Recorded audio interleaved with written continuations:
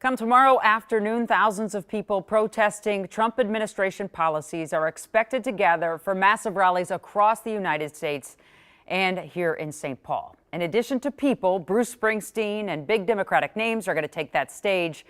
So our question tonight, is St. Paul ready for this? Ian is in St. Paul. Hey, Ian.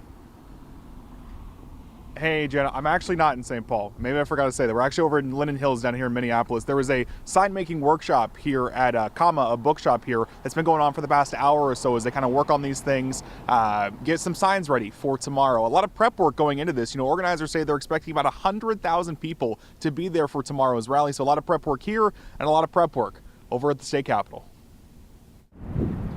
In less than 24 hours, empty Capitol grounds will be full of people.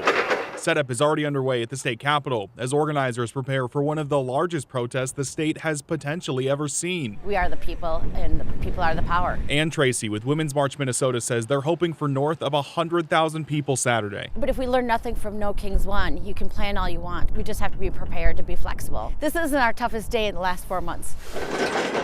Along with stage prep, several roads will also be blocked off. St. Paul police say roads around the Capitol will be closed all day Saturday. Several others, including those along routes that people will march on, will be shut down temporarily. Safety is our #1 priority. St. Paul police told us Thursday that they'll also be keeping an eye on anything out of the ordinary Saturday, adding that their goal is to make sure everyone has the chance to voice their opinion safely. I'm confident that the event is going to go well, and it's going to be a success for the city of St. Paul and the organizers.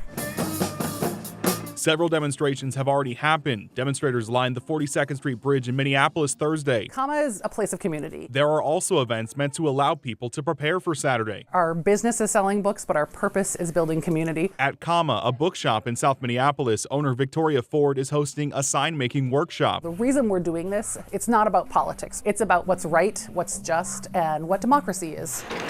Setup underway as thousands prepare to head to St. Paul. I think really this is a time to be together. As I said, a lot of road closures you're going to want to know about if you're really anywhere near the state capitol or just St. Paul in general on that side of the Twin Cities tomorrow. We have all those road closures over on KARE11.com right now. Jenna. Well, Ian, there's an obvious other side to this. Many people like the Trump administration's policies, voted for President Trump, and are supportive of his cabinet. Have you talked to any of Republican leadership today about this rally in St. Paul tomorrow? Yeah, I reached out to the state GOP party to see what their thoughts were on tomorrow's No Kings rally. The state GOP chair tells me this is political theater, saying that, you know, there are problems here in Minnesota that are still going to be here once the celebrities that we're expecting to see tomorrow leave the state. All right, Ian, and last question, word on how much this costs and who pays for it? That I do not know. I know that Joe McCoy is working on that for our 10 p.m. show tonight, but I think he is still working on getting an answer for that. Well, look at you. Looking forward to our 10 o'clock broadcast. Hey, you didn't know that? I didn't know you were in Linden Hills. We're even.